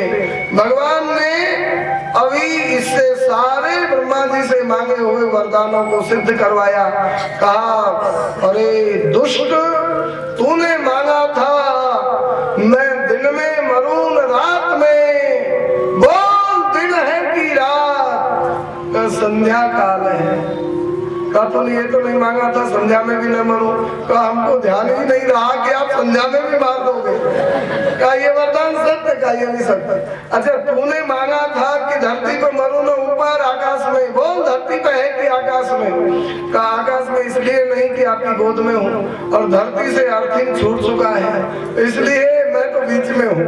कहा तूने नृसिंह की गोद में भी न मरूं ऐसा वरदान मांगा? कहा हमको नरसिंह फरसिंह का पता ही नहीं था कि नरसिंह भी कोई होता है। अच्छा ये वरदान सत्य का, ये भी सत्य। अच्छा तूने मांगा था बाहर मरूं न भीतर, बोल बाहर है के भीतर दिल्ली पर मार रहे हो प्रभु। कहा तूने ये तो नहीं मांगा दिल्ली पर भी नहीं मरूं। कहा हमको ध्यान ही नहीं रहा कि दिल्ली पर भी मर सकता हूँ। कहा ये वरदान सत्य, का ये भी सत्य। अच्छा तूने मांगा था 12 महीनाओं में से एक भी महीना में नहीं मरूं, तो बोल चैत से लेकर फागुन तक कोई भी महीना है, भगवान ने इसको मारने के लिए 13वें महीना की सृष्टि कर ली है, जिसको मलमास अथवा पुरुषोत्तम मास कहते हैं। का ये भी वरदान सत्य, का ये भी सत्य। अच्छा तूने मांगा था कि मनुष्य से मरूं न पशु से, बोल मैं मनुष्य हूँ कि पशु। का आप हो, न पूरे मनुष्य ही हो न पूरे पशु ही हो। आप कौन हो मैं नहीं जान सकता हूँ। ये मेरा बेटा प्रहलाद आपको जानता है, पर मैं इसका बाप होकर के भी मैं आपको नहीं जानता हूँ, आप कौन है। नानक देव जी कहते हैं कि सूरदास जी कहते हैं कि सूर सुजस कवि कहा बखाने, गोविंद की गति गोविंद जाने। अरे तू जाने गोपाल तेरी तू जाने, तू जाने गोपाल तेरी तू जाने, तू जाने तू जाने तू जाने तू जाने, हाँ तू जाने गोपाल तेरी तू जाने, तू जाने गोपाल तेरी तू जाने। मैं नहीं जानता हूँ। अच्छा ये भी वरदान सत्य, का ये भी सत्य। अच्छा तूने मांगा था कि ब्रह्मा जी की सृष्टि में किसी से न मरूं, तो वो ब्रह्मा मेरी सृष्टि में है कि मैं ब्रह्मा की सृष्टि में हूँ। ब्रह्मा मेरा बेटा है, बाप बेटा को पैदा करता है, बेटा बाप को पैदा नहीं करता है। तो मैं ब्रह्मा का पिता हूँ, नारायण हूँ। ब्रह्मा की सृष्टि में मैं कैसे आ सकता हूँ? अरे हमको तो पता ही नहीं था। ये भी वरदान सत्य, का ये भी सत्य। अच्छा तूने मांगा था अस्त्र से मरूं न शस्त्र से, बोल अस्त्र से मर रहा है कि शस्त्र से। कहा प्रभु नाखून से पेट फाड़ रहे हो, नाखून की गिनती न अस्त्र में है न शस्त्र में है। एक जूनागढ़ के महात्मा बाबा श्री अभिराम दास जी महाराज गुजराती कहते हैं कि तूने मांगा था कि मरे से मरूं न जिंदे से, तो बोल मरे से मर रहा है कि जिंदे से। कहा प्रभु नाखून से पेट फाड़ रहे हो, अब नाखून की गिनती न मरे में है न जिंदे में है। कैसे? नाखून को काटते हैं तो दर्द नहीं होता है, इसलिए मुर्दा है, और मुर्दा होता तो बढ़ता कैसे?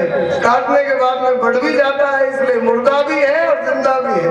बोलिए गुरुदेव भगवान की। तो नाखून न मरा है न जिंदा है। अच्छा और कोई तेरी बुद्धि में वरदान रह गया हो तो वो भी बोल दे, मैं सबको सिद्ध करके ब्रह्मा की वाणी को सत्य करके तेरा प्राण लूंगा। सत्यम विधातुम निज वृत्त भाषितम, व्याप्तिम च भूते स्वखिलेषु चात्मनः। हिरण्यकशिपु ने कहा मेरी बुद्धि अब खत्म है, ये है मृत्यु काल आता है तो सारे उपाय धरे ही रह जाते हैं। बोल तेरे दिमाग में और कुछ है? कुछ भी नहीं है। सावधान, रेडी, चल करके पेट फाड़ दिया। बोलिए नृसिंह भगवान की, बोलिए प्रहलाद पति की, श्री भक्तवत्सल भगवान की जय जय श्री। पेट फाड़ दिया हिरण्यकशिपु का, परंतु पेट फाड़ के भगवान इतने गुस्सा में आ गए कि उसकी आंखों को निकाल कर गले में धारण कर लिया। ये प्रहलाद चरित्र इतना विलक्षण है कि सारी सप्ताह कथा में केवल प्रहलाद चरित्र ही कहें तब भी थोड़ा सा आनंद आएगा, पूरा तो नहीं हो सकता है। अशेष सनातन धर्म का वर्णन कर दिया सुखदेव जी ने प्रहलाद चरित्र कह करके। श्री नृसिंह भगवान ने आंखों को गले में धारण कर लिया। क्यों? कई भाव। एक भाव तो यह है कि सिंह का स्वभाव होता है शिकार करके, प्रहलाद पति जन समर अंगन गल अंतावरी मेले, रामायण में लिखा है। गले में आंखों को घालने का स्वभाव होता है सिंह का। तो सिंह का स्वभाव के वशीभूत भगवान ने ऐसा किया। लेकिन एक बहुत करुण भाव है। करुण भाव यह है कि ये हिरण्यकशिपु का और शरीर तो सब फेंकने लायक बेकार था, लेकिन इस शरीर में ये आंख जो है यही एक दिव्य और हमारे ग्रहण करने योग्य वस्तु है। क्यों? देखो, जब मानव शरीर में जब जीव आता है तो एक उपनिषद का सिद्धांत है, पंचाहुति का सिद्धांत। पहले जीव चंद्रलोक में जाता है और चंद्रमा की किरणों के माध्यम से वनस्पतियों में आता है, और वनस्पति फूल फल अन्न गेहूं आदि में जब जीव आ जाता है और उसको पुरुष खाता है, तो पुरुष खाएगा तो वह जीव खून में आ जाएगा, भोजन से खून बनता है और खून से और सप्त धातुओं में बदलते बदलते अंत में वीर्य में आ जाता है, और पुरुष का वीर्य माँ की रज दोनों मिलकर के, और कललम तो एक रात्रेण पंच रात्रेण बुद्बुदम, जो श्री कपिल देव उपाख्यान में आपने सुना। फिर माँ के पेट में वह जीव बालक बन जाता है, फिर 9वें महीने में जन्म हो जाता है। तो भगवान श्री नृसिंह ने विचार किया कि यह मेरा भक्त प्रहलाद कयाधु के पेट में बाद में गया था, पहले मेरा भक्त इन्हीं आंतों से, पिता की आंतों से गुजरा होगा, तो सारा शरीर बेकार है, परंतु ये भक्त का मार्ग यह मेरे ग्रहण करने योग्य है। इसलिए आंतों में से प्रहलाद निकला तो ये आंत मेरे गले का हार है। भगवान करुण होकर के आंतों को गले में धारण कर लिए। प्रहलाद जी ने भगवान के इस भाव को जान करके और प्रतिज्ञा की, हे नाथ, मेरे मरे पिता की आंतों में मेरा संबंध मानकर आप गले में धारण कर रहे हो, तो मैं भी प्रतिज्ञा करता हूँ कि जिस खंबे में से आप प्रकट हुए हो उस खंबे के टूक टूक की मैं पूजा करूंगा। तुलसीदास जी महाराज कहते हैं, तब ते सब पाहन पूजन लागे। कवितावली रामायण में कहते हैं, तभी से पत्थर की पूजा होने लग गई। बोलिए प्रहलाद जी महाराज की। और इसके बाद में श्री नृसिंह भगवान ने क्रोध प्रकट किया है, बहुत भयंकर। देवता कांपने लगे, थर थर, और थर भय से कांपे थर थर, सबके मुखड़े पड़ गए श्वेत। हाँ, भय से कांपे थर थर, सबके मुखड़े पड़ गए श्वेत। बन गए नारायण नरसिंह भक्त प्रहलाद बचावन हेतु। बन गए नारायण नरसिंह प्रहलाद बचावन हेतु। नृसिंह बन गए प्रभु। श्री भयंकर क्रोध प्रकट किया, किसी भी देवी देवता की हिम्मत नहीं। ऐसी विषम परिस्थिति में दो महापुरुषों को उपाय सूझता है, नारद जी अथवा शंकर भगवान। नारद जी ने प्रहलाद जी को बुलाया, हाथ जोड़ के खड़े हैं और भगवान के नेत्रों से अंगार बरस रहे हैं मानो। प्रहलाद जी को बुलाकर पूछा, बेटा प्रहलाद इधर आना। कहा गुरु जी, क्या तुमको डर लग रहा है इनसे? कहा हमको नहीं लग रहा है। क्यों नहीं लग रहा है? बहुत गुस्से में है। क्या गुस्से में है चाहे कुछ भी, ये तो हमारे प्रभु हैं, हम डरते नहीं है। मरकनी गाय से सारे घर वाले डरेंगे, परंतु उसका बछड़ा नहीं डरेगा। बछड़ा तो सीधा जाकर थन में लग जाएगा, दूध पीने लग जाएगा, और वो कितनी गुस्सा वाली मरकनी गाय उस बछड़े को चाटने लग जाएगी। वो बछड़ा सामने आते ही गाय का गुस्सा भी कहाँ चला जाएगा। बछड़ा डरता है। सिंह से गीदड़ और भालू आदि डरते हैं, परंतु सिंह से छोटा होने पर भी सिंह का बेटा नहीं डरता है। तो ये तो सिंह है और मैं इनका बछड़ा हूँ, मैं इनका बालक हूँ, मुझको डर नहीं लगता है। नारद जी ने कहा, हम सब तो डर रहे हैं। डर रहे हो तो डरो। लक्ष्मी जी को कहा माता जी आपके प्राणनाथ है, थोड़ा जाकर के शांत करो। लक्ष्मी जी छम छम करती गई, हाँ मेरे तो प्राणनाथ है, अभी ठीक करती हूँ, अभी समझाती हूँ, इतना गुस्सा मत करो, कर जाओ तो सही सामने। अब लक्ष्मी जी आई और जो ही भगवान ने गुस्सा करके देखा, लक्ष्मी भागी प्राण लेकर के। देवताओं ने कहा माता जी आपके प्राणनाथ भाग क्यों रही हो? कहा भैया थे तो प्राणनाथ, फिर अब तो प्राणन के गाहक बने बैठे हैं। सृष्टि जले चाहे बचे मैं नहीं जानती हूँ, भाग गई लक्ष्मी जी। अब लक्ष्मी जी जिनके भय से भागे वहां पर कौन जा सकता है? श्री प्रहलाद जी से कहा इनके पास में जा सकते हो? का खूब अच्छी तरह जा सकता हूँ। प्रहलाद जी से कहा बेटा जा करके केवल इनको प्रणाम करो, देखो क्या आनंद आता है। प्रहलाद जी ने जाकर भगवान को साष्टांग प्रणाम किया। और सुखदेव जी महाराज कहते हैं धरती पर पड़े हुए बालक प्रहलाद को देखते ही भगवान का क्रोध कहाँ चला गया।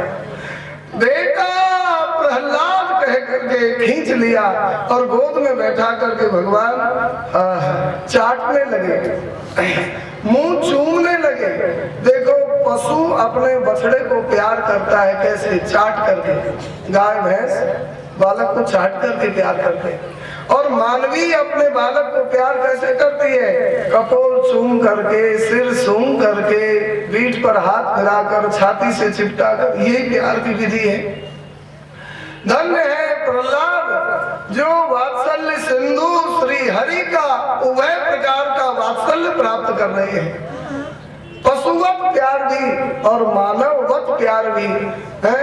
अरे चूमत मुख चाटत तन पुनि पुनि पुलकत कृपा निकेत। चूमत मुख चाटत तन पुनि पुनि पुलकत कृपा निकेत। बन गए नारायण नरसिंह भक्त प्रहलाद बचावन में। नारायण नरसिंह भक्त प्रहलाद बचावन में। धन चाहता है श्री प्रहलाद जी का हृदय में आनंद विशाल। भगवान ने प्रहलाद जी से कहा बेटा प्रहलाद हमको क्षमा कर दो। प्रहलाद जी ने कहा क्यों प्रभु आपसे कोई गलती हो गई क्या? कहा गलती हो गई। क्या? कहा क्षंतव्य मंग यदि में समय विलंब। बेटा मुझको आने में देर हो गई है, तुमको बड़ा भारी कष्ट राक्षसों ने दिया, तो हमारी गलती को क्षमा करो। प्रहलाद जी ने कहा प्रभु आप अगर मेरे साथ नहीं होते तो मैं अभी तक जिंदा रहा होता, कभी का मर गया होता। आप ही तो मेरी रक्षा करते हुए पग पग पर रहे, आप गलत बोल रहे हैं। नृसिंह भगवान ने कहा अच्छा अच्छा तो ठीक है, मेरी गलती नहीं हुई। कहा नहीं हुई नहीं, क्षमा की बात ही नहीं है। अच्छा तो ठीक है, अच्छा ये बता वरदान मांग ले कुछ।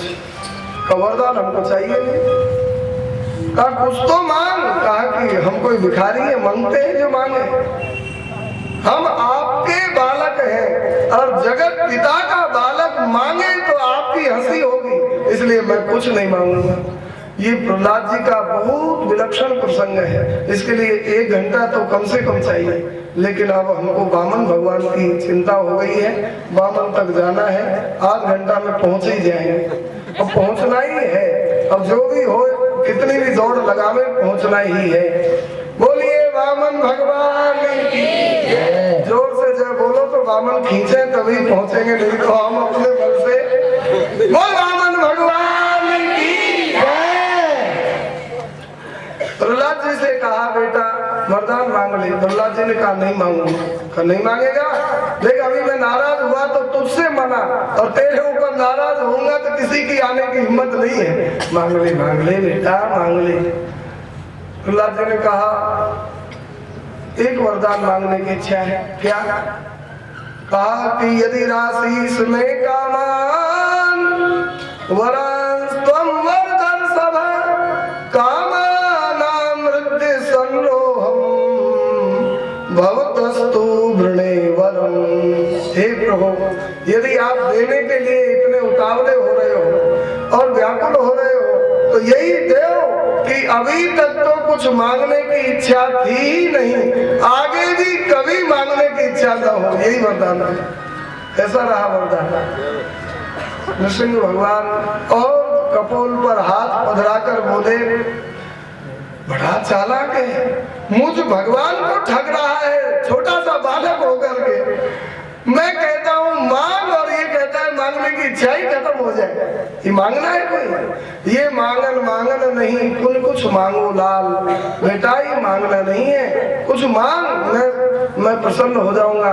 कहा प्रभु आप नाराज हो क्या? अभी तो नाराज नहीं हूँ, पर नहीं मांगेगा तो नाराज भी हो जाऊंगा। कहा ऐसे नाराज होने की कोई महिमा नहीं है। तो कहा बेटा मांग। प्रहलाद जी ने कहा हाँ, एक और वरदान चाहता हूँ। क्या?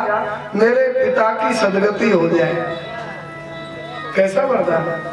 बाप तलवार लेकर मारने के लिए तैयार है और ऐसे दुष्ट बाप की सदगति मना रहा है। यही तो प्रहलाद की विशेषता है।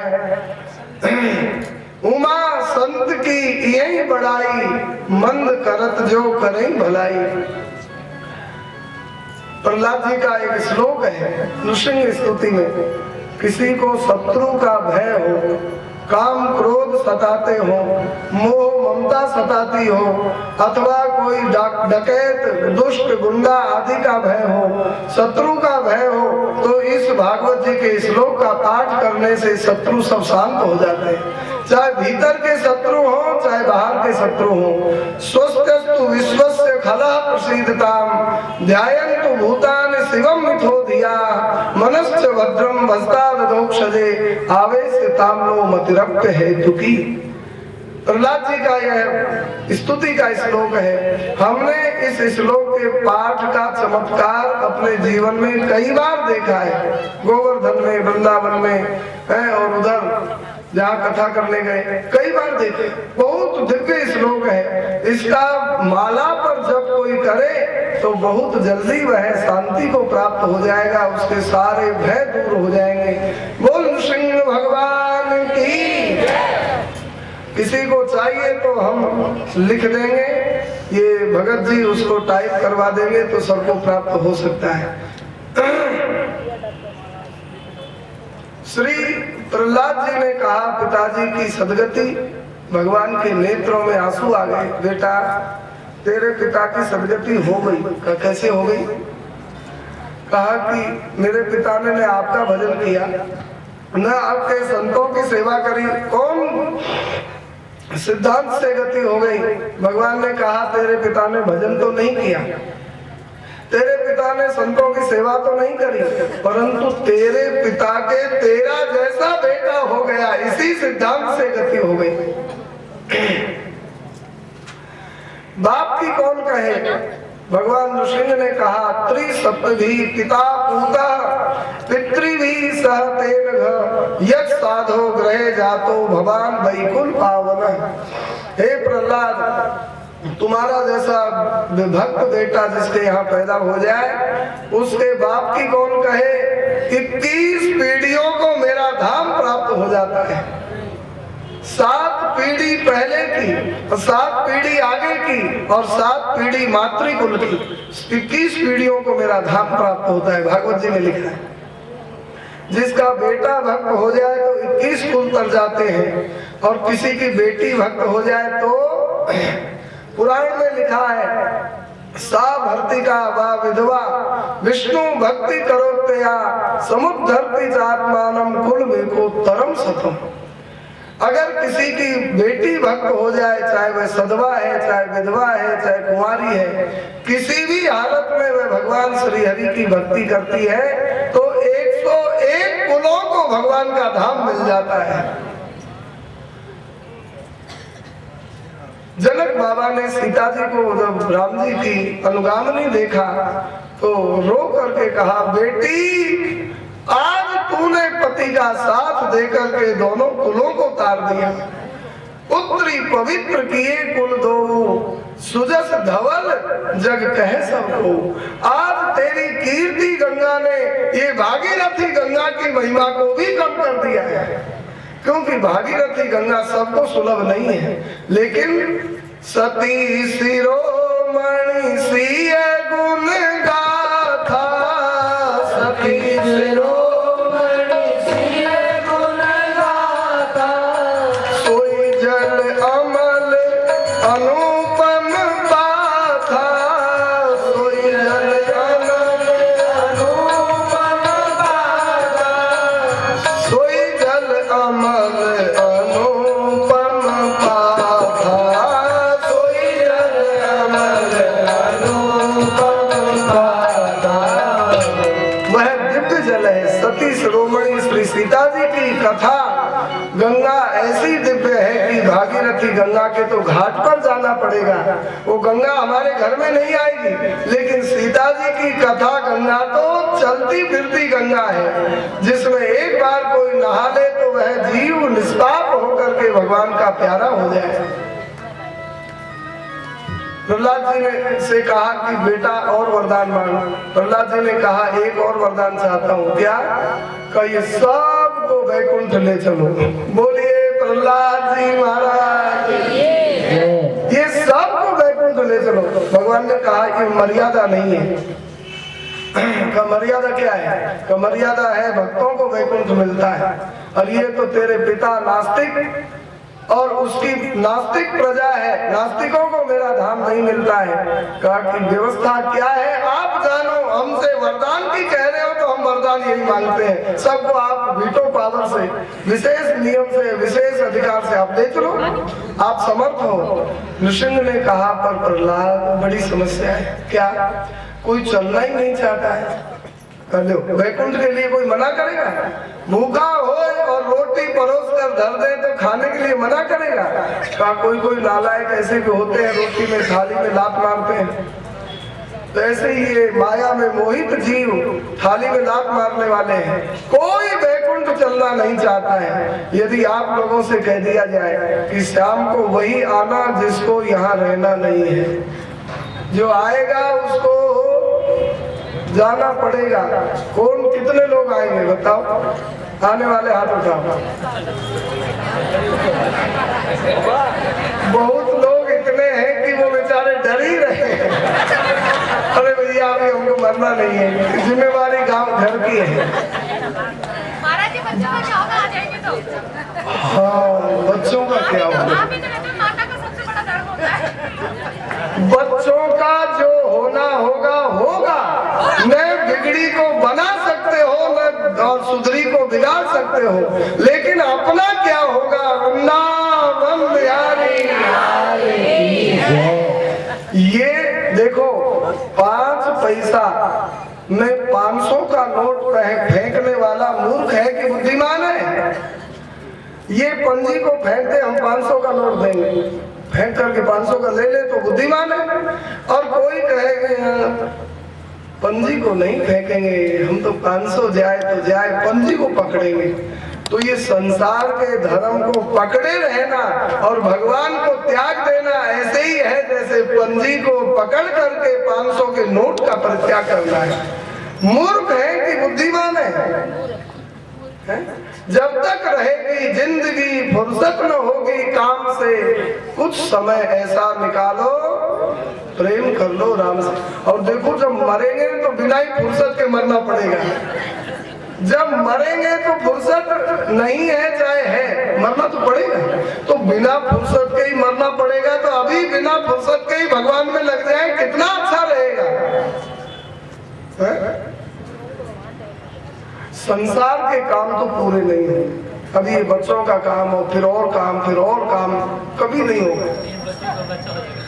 बच्चों के बच्चा होंगे, भाई नाती इसका क्या होगा, तेरा क्या होगा? मरेगा तो कहाँ जाएगा? नाती का क्या होगा? वो तो उसका कर्म है जैसा होगा। लेकिन तू कहाँ जाएगा बुढ़े? एक घर में ब्याह का उत्सव हुआ तो ब्याह में सब आते ही है। बेटी भी आती है, बेटा के बेटा भी है, बेटी आती है तो अपने बेटा भी लाती है, तो बेटी के बेटा भी है। तो उस घर में ब्याह था तो बड़े माताएं तो अपने ब्याह के कोई दाल सुधार रही है, कोई क्या व्यवस्था में लग रही, मसाला आदि। और वो बच्चे छोटे छोटे उस घर के बच्चों के भी बच्चे थे और बेटी आई कई उसके भी बच्चे थे।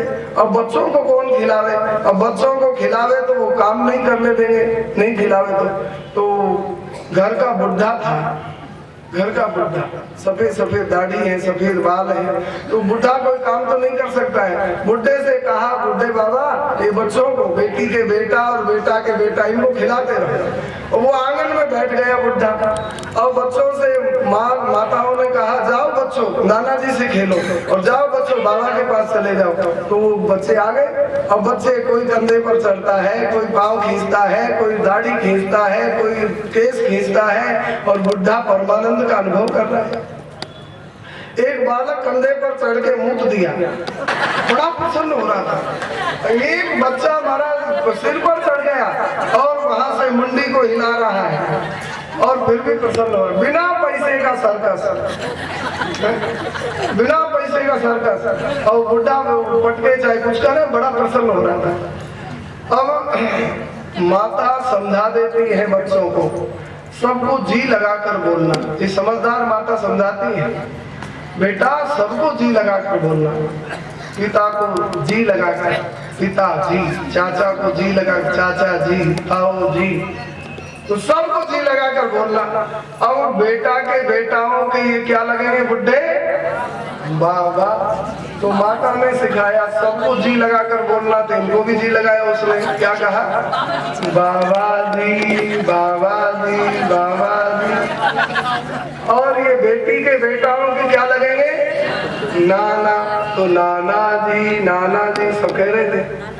अब वो बुढ़े ने कभी कथा सुनी कि बच्चे हृदय के सच्चे होते हैं और जो कुछ भी वो बोलते हैं उनके मुख से भगवान ही बोलते हैं। तो बेटा के बेटा बोले बाबा जी, बाबा जी, बाबा जी, बाबा जी। तो बुढ़े ने सोचा कि अब देखो भगवान बोल रहे हैं और कह रहे हैं बहुत दिन घर में रह लिया, अब तो बाबा जी हो जा, यही मरेगा कहाँ जाएगा। तो बाबा जी, ओ बाबा जी, बाबा जी, बाबा जी। तो उसने सोचा कि भाई अब तो हो ही जाए। तो उसने कहा बच्चों से, अच्छा तो ठीक है हम बाबा जी हो रहे हैं। तो चल दिया वैसे, गेट तक पहुंचा तो बेटी के बेटा बोले नाना जी, नाना जी, नाना जी। लौट करके आ गया क्योंकि बच्चे मना कर रहे, लौट करके आ गया और वहीं आ गया, आकर के वहीं आंगन में मरा, नरक में गया। इसी को गोस्वामी तुलसीदास जी महाराज रामायण में कहते हैं, कठिन कुसंग कुपंथ कराला, कठिन कुसंग कुपंथ कराला, इनके वचन बाघ हरि प्याला, इनके वचन बाघ हरि प्याला, गृह कारज नाना जंजाला, नाना जंजाला, तेहि अति दुर्गम शैल विशाला, तेहि अति दुर्गम शैल विशाला। बड़ी लीला है। प्रहलाद जी ने कहा सबको वैकुंठ ले चलो। भगवान ने कहा बुला लाओ कोई चलने लायक तैयार हो। तो प्रहलाद जी ढूंढे, नगर में कोई नहीं मिला। एक बुढ़ा बेचारा बच्चों ने मार पीट के बाहर निकाल दिया, रो रहा था बैठ करके चौतरा पर। और प्रहलाद जी ने कहा बुढ़े बाबा क्या हाल है? बेटा मार करके बाहर निकाल दिया, अब क्या सोच रहे हो, चलोगी? कहा वैकुंठ, नृसिंह भगवान तैयार है। और गाली दिया 50। अपने बाप को तो भेज दिया, हमको भी ले जाएगा? तूने वो बाप का पेट फटवा दिया तू नहीं, और हमको भी ले जाएगा? हमको नहीं जाना है। कहते यहाँ कौन सुख पा रहे हो?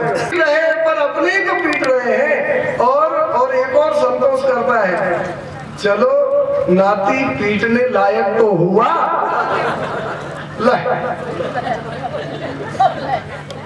अरे नाती इतना बड़ा हो गया कि हमको पीट रहा है, तो पीटने लायक तो हुआ।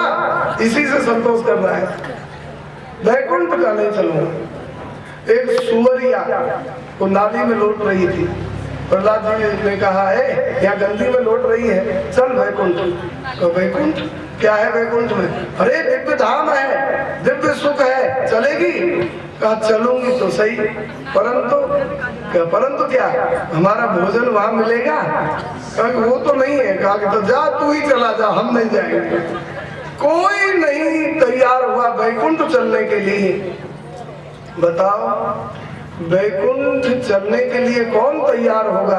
का जिसके पास भजन पूंजी होगी वही तैयार हो सकता है। कंगाल वैकुंठ कैसे जा सकते हैं? न भक्ति करी न भजन किया, उसका मन ही नहीं होगा। तुलसी पिछले पाप पे हर चर्चा न सुहाग, जैसे ज्वर के वेग से भूख विदा हुई जात, वैकुंठ की भूख ही नहीं जगेगी पाप के कारण। प्रहलाद जी खाली हाथ मिलाते हुए आ गए। भगवान ने कहा लाओ कितने चलने को तैयार मैं ले जाऊंगा। कहा प्रभु कोई नहीं चलने को तैयार है। तो कहा कि तो बेटा तूने वरदान मांगा वैकुंठ ले चलो, और मैं तो भक्तों का वरदान देता हूँ, इसलिए मैं एक उपाय बताता हूँ, सबको वैकुंठ मिल जाएगा, एक मेरी बात मानो। कहा क्या प्रभु? कहा आओ बेटा सिंहासन पर बैठो।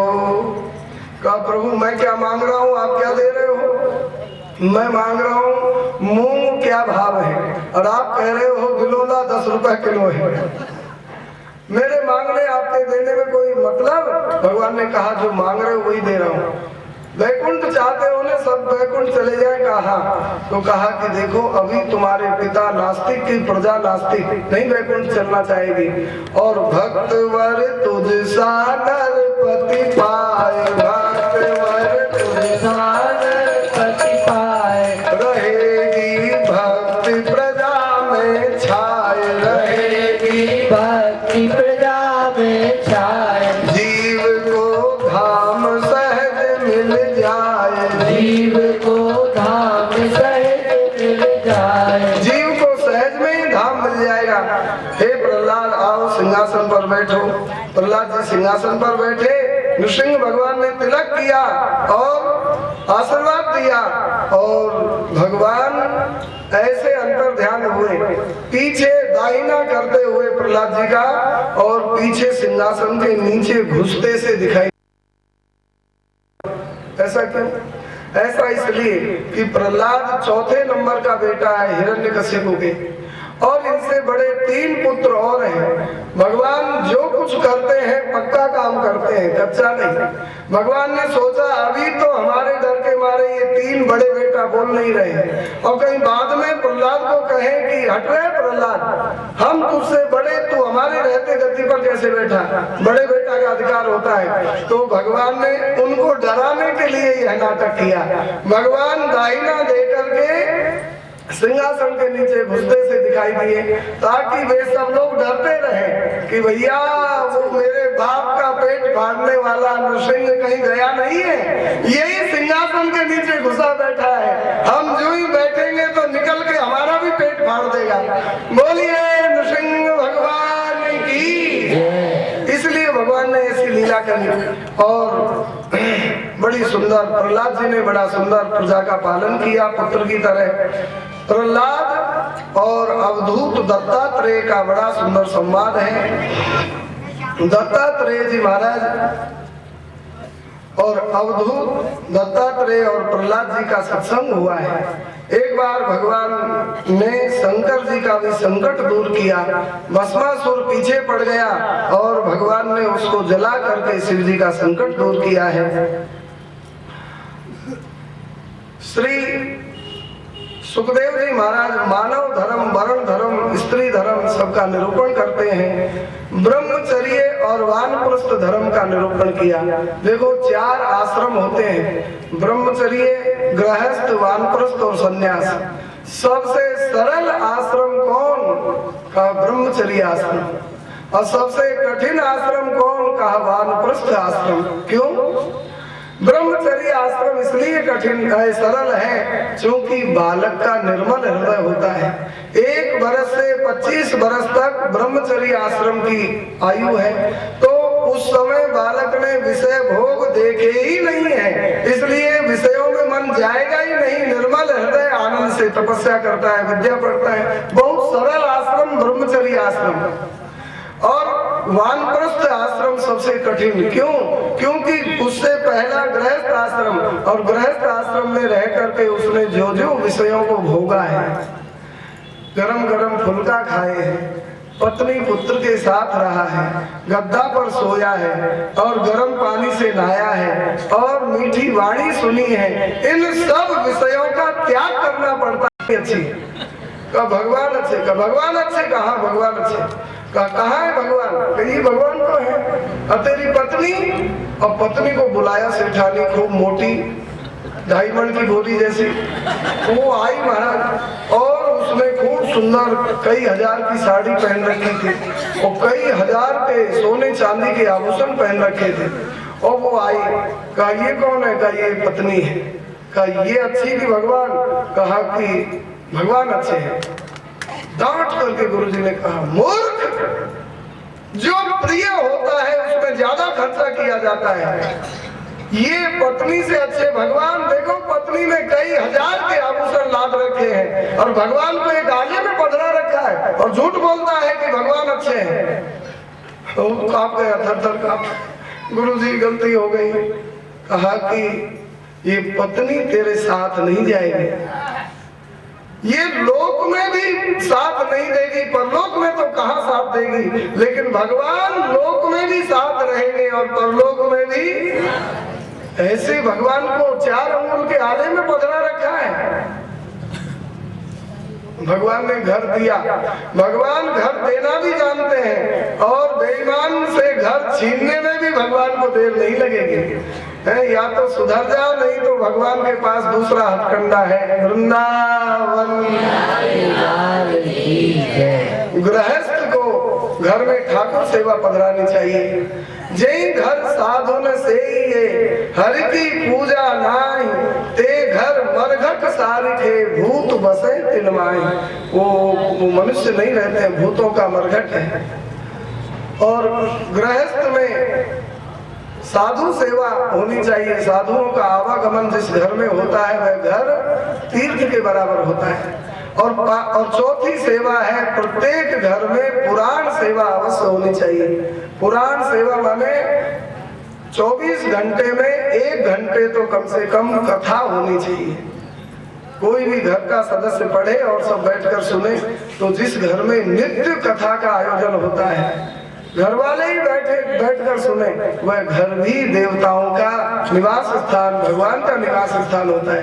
जैसे नित्य प्रति सब घर वाले बैठते हैं ना, कहाँ पिक्चर आ रही है, हाँ अब बहुत बढ़िया पिक्चर आ रही है, सारे बैठ जाएंगे और ऐसे ऐसे दृश्य देखते हैं जहाँ बाप बेटी बैठे हो तो लज्जावान बाप बेटी उसको देख नहीं सकते हैं, और निर्लज्जों का तो कहना ही क्या। गृहस्थ संबंधी सदाचार का निरूपण किया है। गृहस्थों को मोक्ष धर्म और मोक्ष बहुत सुलभ है, यदि वह सावधान होकर के रहे तो यह बात बताई। अब अष्टम स्कंद में मनवंतरों की कथा आई है। मनवंतर 14 होते हैं। पहला मनवंतर स्वयंभू मनवंतर, दूसरा स्वारोचिष मनवंतर, तीसरा तामस मनवंतर, और इसी मनवंतर में गज ग्राह का युद्ध हुआ। गज को ग्राह ने पकड़ लिया और गज ने श्री हरि को पुकारा, भगवान आकर ग्राह का उद्धार कर दिए, उनका मोक्ष हो गया। गज की एक स्तुति बड़ी सुंदर है, जिसको गलत स्वप्न आते हैं, बहुत लोग सपने देखकर डर जाते हैं, जिसको गलत स्वप्न आवे अथवा जिसको अंतिम में भगवान की स्मृति हो जाए, ऐसी इच्छा हो, तो ये गजेंद्र मोक्ष का पाठ करना चाहिए। हमारे गुरुजी की माता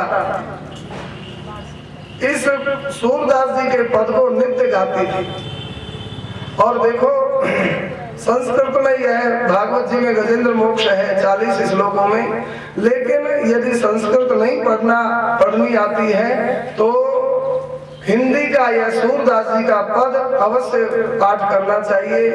8-10 लाइन का है, हम गाएंगे, आप सब भी गावें, और जिसको लेना हो तो हमने दे दिया है किसी को छपवाने के लिए। आ गया है? हाँ, वो पन्ना आ गया है, जिसको चाहिए वह यहाँ से ले सकता है, परंतु एक शर्त है, उसका मूल्य है।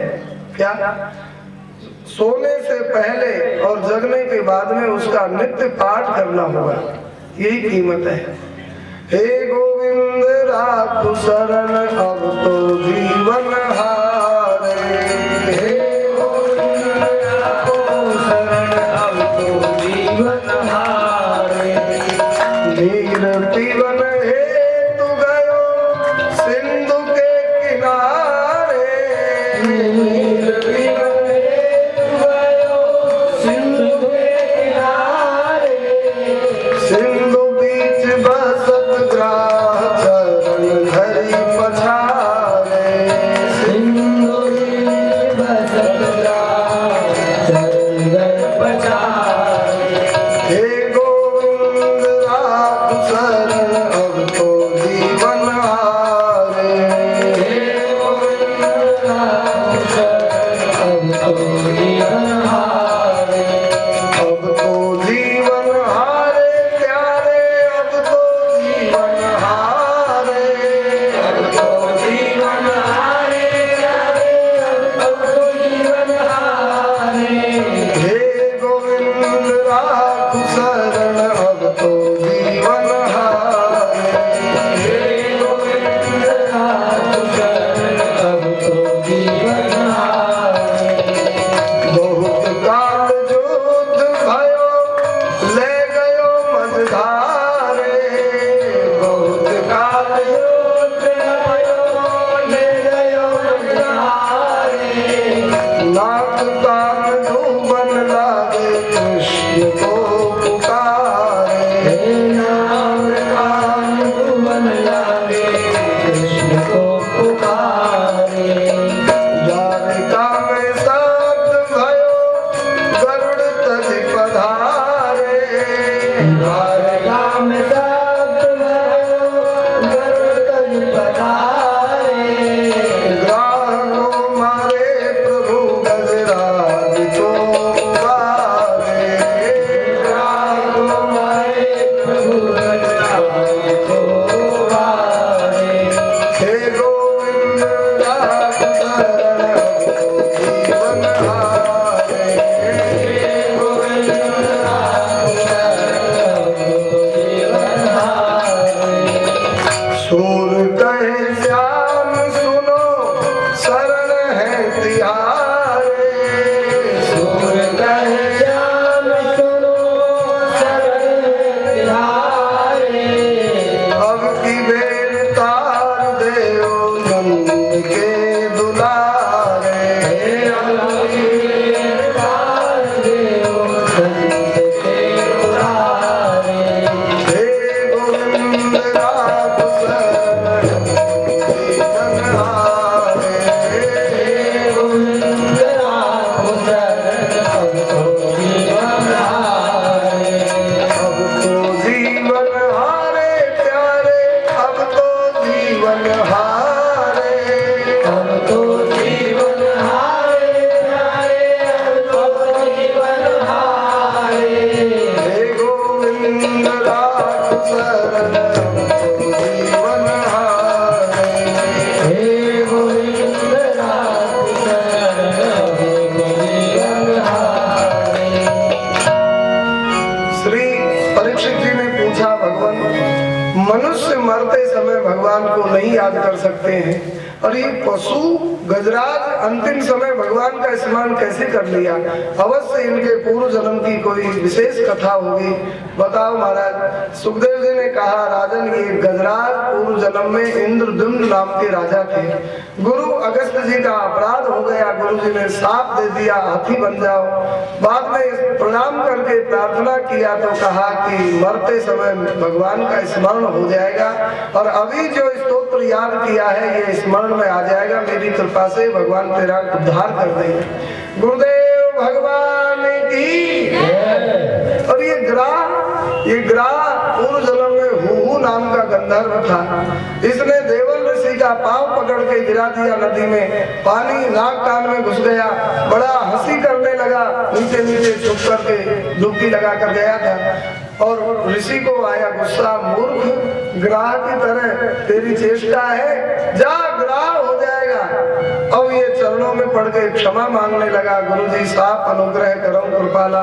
तो कहा कि तू तो बड़ा दुष्ट है, तू जिस सरोवर में रहेगा ग्राह बन करके, वहां गजराज आएगा, उनका चरण पकड़ लेना, उनका उद्धार करने भगवान आएंगे, तेरा उद्धार हो जाएगा।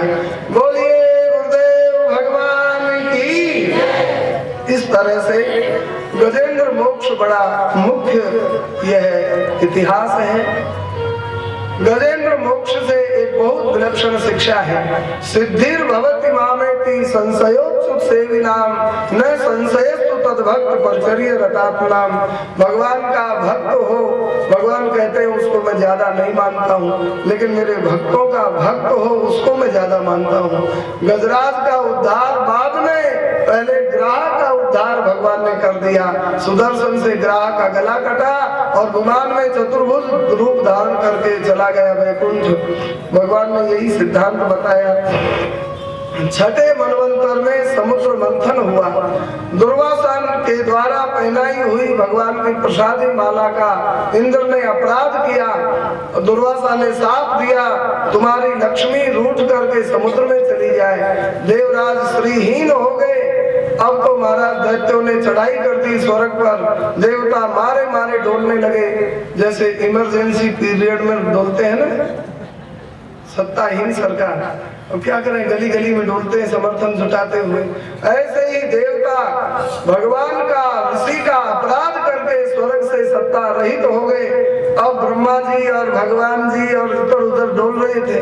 भगवान ने कहा देखो शरण में आए हो तो उपाय बताता हूँ। इस समय बलि का साम्राज्य है और वो बड़े बलवान है। सुनो, तुम जाओ दैत्यों के मोहल्ले में और उनसे मिलकर के तुम संधि करो और तुम दैत्य और देवता मिलकर के समुद्र का मंथन करो। भाई पुआ पूड़ी तलने हैं, कैसे तलाएंगे? घी से। और घी मिला है दूध में अथवा दही में, तो दही में पुआ छोड़े तो बनेंगे। कहा भाई क्या करना पड़ेगा? घी निकालो। कहा घी कैसे निकलेगा? कहा कि उसको चलाना पड़ेगा, मंथन करना पड़ेगा, तब घी निकलेगा और घी से हमारा भोजन का इंतजाम होगा। तो ऐसे ही लक्ष्मी चली गई समुद्र में, अब मिल गई है समुद्र में तो निकलेंगी कैसे? का समुद्र का मंथन करो।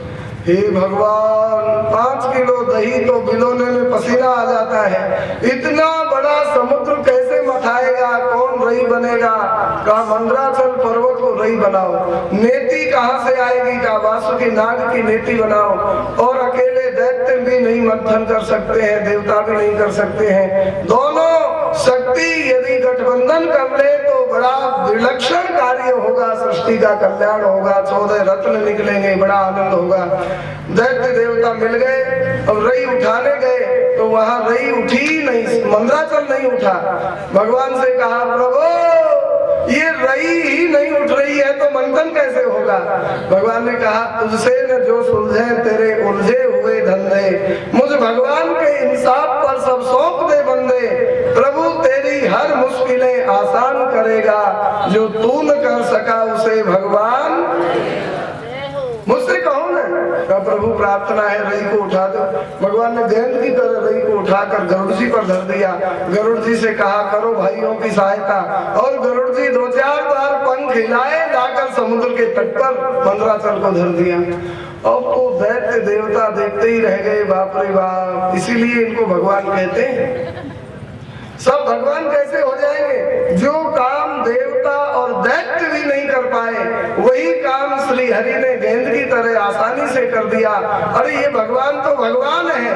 ये गरुड़ को देखो, जिन कश्यप की संतान हम हैं उन्हीं कश्यप का बेटा गरुड़, और गरुड़ 2-4 बार पंख हिलाए और लाकर धर दिया। ये भगवान के सन्निधि का परिणाम है, भगवान के भजन का परिणाम है। बोलिए भक्तवत्सल भगवान की। भगवान ने कहा है मेरे जय क्यों बोलते हो?